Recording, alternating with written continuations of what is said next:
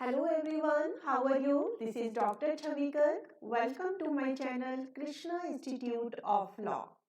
आज हम लेक्चर लेंगे इकोनॉमिक्स के टॉपिक कि पब्लिक सेक्टर की इम्पोर्टेंस क्या है और पब्लिक सेक्टर की प्रॉब्लम क्या-क्या होती है। देखिए, इम्पोर्टेंस बताने से पहले मैं बताना चाहूँगी कि पब्लिक सेक्टर कहते किसे हैं। देखिए, आपके कंट्री में दो सेक्टर होते हैं, एक पब्लिक सेक्टर होता है और एक आपका प्राइवेट सेक्टर होता है। पब्लिक सेक्टर का मतलब है कि अगर कोई इंडस्ट्री पे ओनरशिप गवर्नमेंट की है या फिर ओनरशिप नहीं है तो उसका मैनेजमेंट का सारा कंट्रोल गवर्नमेंट के हाथ में है, तो वो कहलाती हैं पब्लिक सेक्टर यूनिट। तो जिन इंडस्ट्रीज के ऊपर गवर्नमेंट का कंट्रोल होता है, चाहे तो वो मैनेजमेंट करके कंट्रोल कर रही हो या फिर उसकी ओनरशिप हो, तो वो पब्लिक सेक्टर कहलाती हैं। इसके सबसे अच्छे एग्जाम्पल है, आप देखिए रेलवे। रेलवे जो है गवर्नमेंट ऑफ इंडिया के कंट्रोल में वर्क करती है और जो भी एरोप्लेन बनाने की इंडस्ट्रीज है वो भी सारी जो है पब्लिक सेक्टर की ही इंडस्ट्रीज होती हैं। बाकी आपके कौन हो गए, एक बीएसएनएल हो गया, आपको पता है ये भी गवर्नमेंट के ही कंट्रोल में है। तो इस तरीके से जो भी इंडस्ट्री गवर्नमेंट के कंट्रोल में होती हैं वो पब्लिक सेक्टर की कहलाती हैं। ये बहुत बड़ी बड़ी इंडस्ट्रीज होती हैं और इसमें काफ़ी पूंजी लगी हुई होती है, आधुनिक मशीनरी लगी हुई होती है।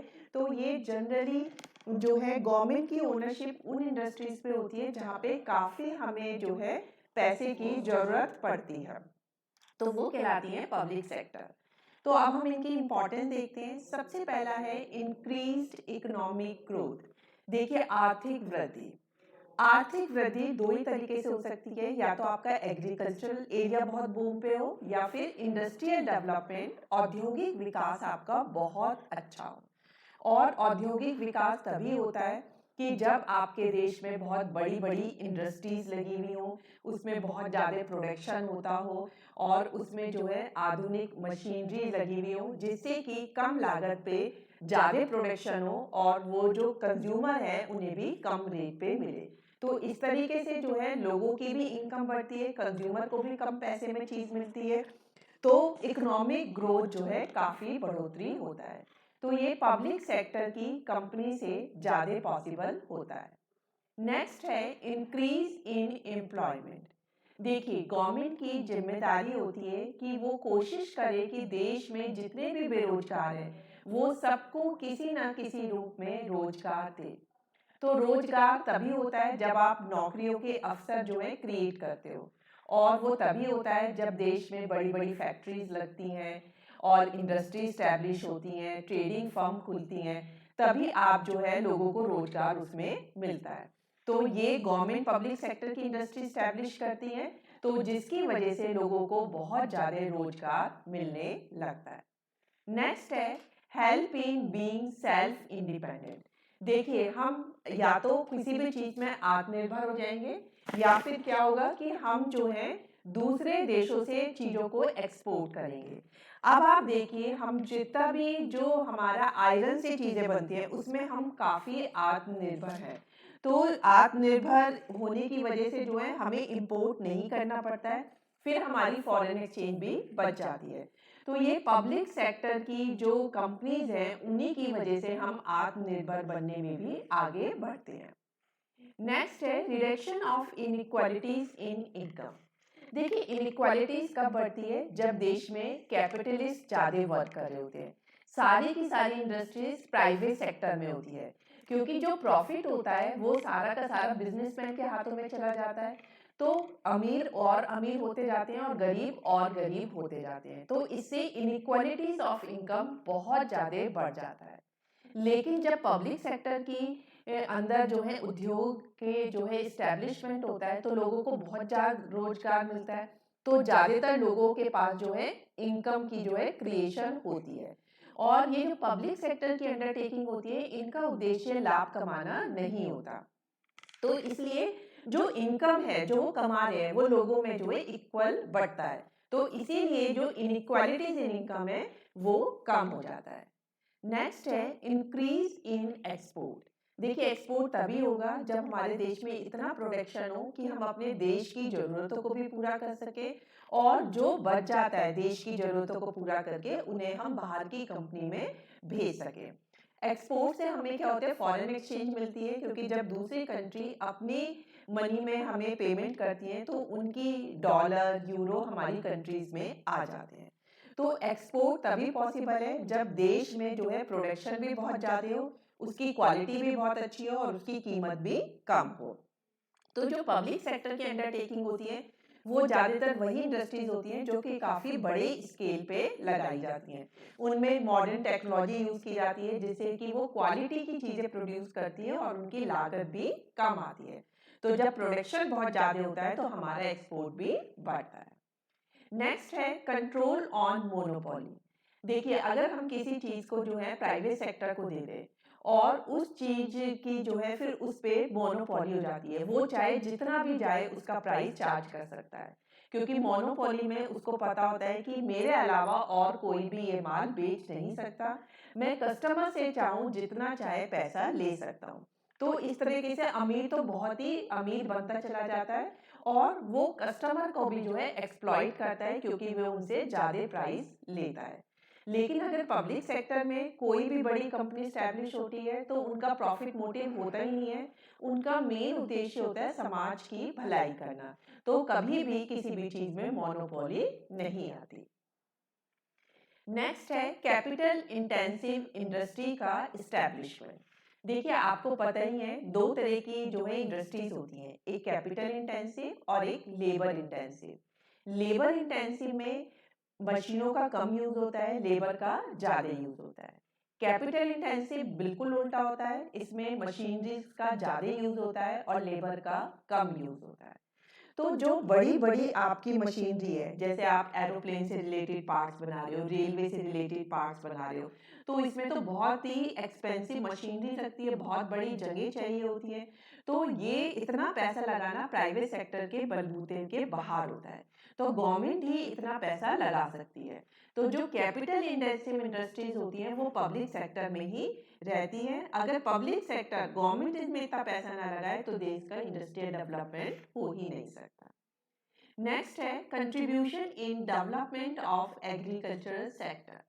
हम जनरली सोचते हैं कि जो फैक्ट्री होती हैं, जो इंडस्ट्रीज होती हैं, वो पब्लिक सेक्टर के हिस्से में आती हैं और एग्रीकल्चर सेक्टर को गवर्नमेंट नहीं देखती है।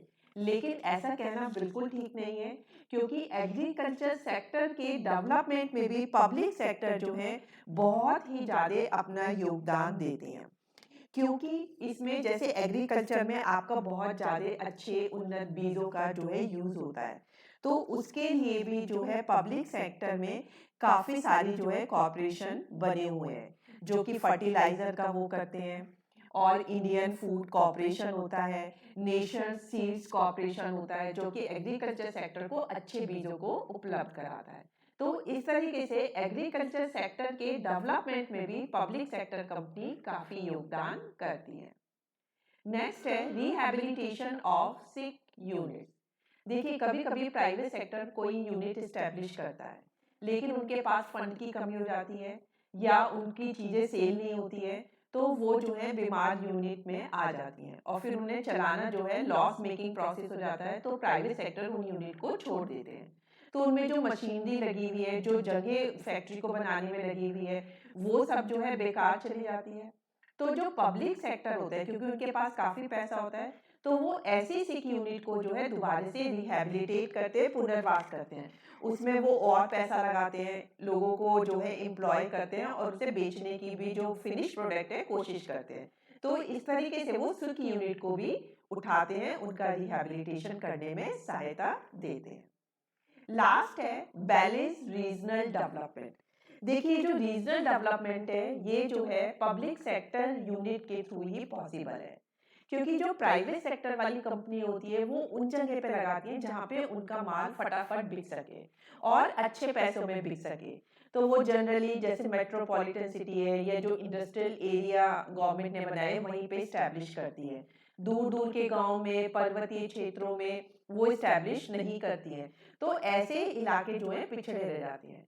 लेकिन जो पब्लिक सेक्टर यूनिट्स होती हैं वो इन चीज़ों को नहीं देखती हैं, क्योंकि उनका मेन उद्देश्य होता है कि देश का पूरे का डेवलपमेंट हो। तो पर्वतीय क्षेत्रों में भी वो अपनी यूनिट्स लगाती हैं, दूर दराज गांव में भी लगाती है, तो हर जगह का प्रॉपर विकास होता है। तो इस तरीके से पब्लिक सेक्टर की वजह से बैलेंस रीजनल डेवलपमेंट होता है। तो ये थे कि पब्लिक सेक्टर की यूनिट से देश को क्या-क्या जो है फायदे होते हैं। अब हम देखेंगे कि पब्लिक सेक्टर की कुछ प्रॉब्लम भी होती हैं कि उन्हें क्या प्रॉब्लम या क्या समस्याएं फेस होती हैं। सबसे पहला तो यही है कैपिटल इंटेंसिव नेचर, कि ऐसी यूनिट जो है वो उन्हीं में होती है जब बड़े उद्योग होते हैं, उसमें कैपिटल की बहुत ज़रूरत होती है। तो छोटे छोटे उद्योगों में पब्लिक सेक्टर यूनिट इस्टेब्लिश नहीं करते हैं, क्योंकि ऐसे क्षेत्रों को गवर्नमेंट प्राइवेट सेक्टर के लिए छोड़ देती है। तो अब पूंजी की कमी होती है, क्योंकि हमारा देश भी अंडर डेवलप्ड है, अभी डेवलपमेंट के प्रोसेस में है। तो इतने ज़्यादा गवर्नमेंट के पास भी पूंजी नहीं होती है, तो फिर उसे भी आरबीआई से लोन देना पड़ता है या दूसरी कंट्री से लोन देना पड़ता है। तो इस तरीके से पब्लिक सेक्टर को भी जो है पूंजी मिलने की जो है प्रॉब्लम आती है। नेक्स्ट है रेड टैपिस। देखिए, रेड टैपिस का मतलब होता है कि यहाँ पे फाइलें एक डिपार्टमेंट से दूसरे डिपार्टमेंट में घूमती रहती हैं और किसी भी चीज़ का डिसीजन लेने में बहुत देर हो जाती है।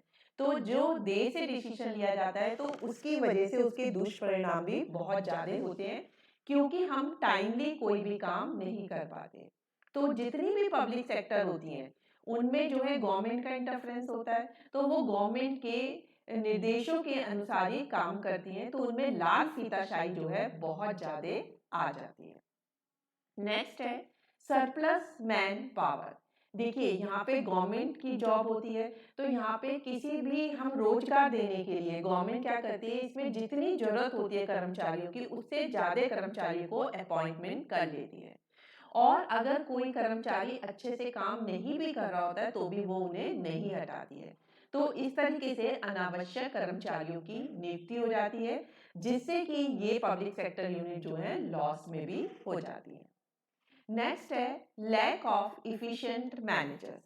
देखिए, कोई भी उद्योग तभी फलता फूलता है जबकि उसके जो मैनेजर हैं, जो उसके डायरेक्टर हैं, वो बहुत ही एफिशिएंट हैं, उनको किसी भी काम की बहुत ज़्यादा नॉलेज होती है। लेकिन पब्लिक सेक्टर इंडस्ट्रीज में ज़्यादातर उनका प्रबंध कौन करते हैं, उस डिपार्टमेंट से रिलेटेड मिनिस्टर्स करते हैं। तो उनको उस उद्योग की तो पर्टिकुलर नॉलेज नहीं होती, तो इसीलिए वो उस पब्लिक सेक्टर यूनिट को बहुत अच्छी तरीके से नहीं चला पाते। तो ये भी इसकी एक बहुत बड़ी कमी हो जाती है। नेक्स्ट है लैक ऑफ इकोनॉमिक इंसेंटिव।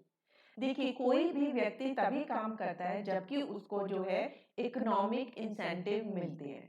आप पब्लिक सेक्टर में आप काम करते हो, अगर आपका काम बहुत अच्छा है, तो बॉस आपसे खुश होके जो है आपको बोनस भी देता है और इंसेंटिव भी देता है, जिससे आपको लगता है कि हम और अच्छा काम करें।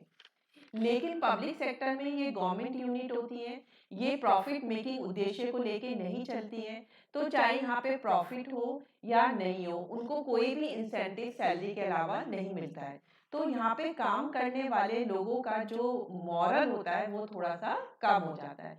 तो जितना उन्हें अपनी प्रोडक्शन की एफिशिएंसी दिखानी चाहिए, उतनी एफिशिएंसी वो नहीं दिखाते हैं। नेक्स्ट है पार्लियामेंट्री इंटरफेरेंस, मीन संसदीय हस्तक्षेप। आपको पता है कि हमारे देश में डेमोक्रेटिक गवर्नमेंट है, और ये जो पब्लिक सेक्टर इंडस्ट्रीज होती हैं, इन्हें गवर्नमेंट ही चलाती है।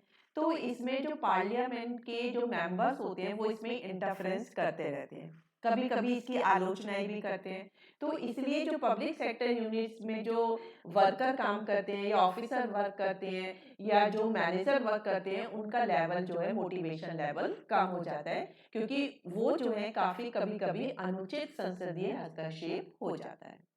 लास्ट है हाई होप, कि पब्लिक सेक्टर यूनिट से हमें बहुत ज़्यादा ऊंची आशाएं हो जाती हैं।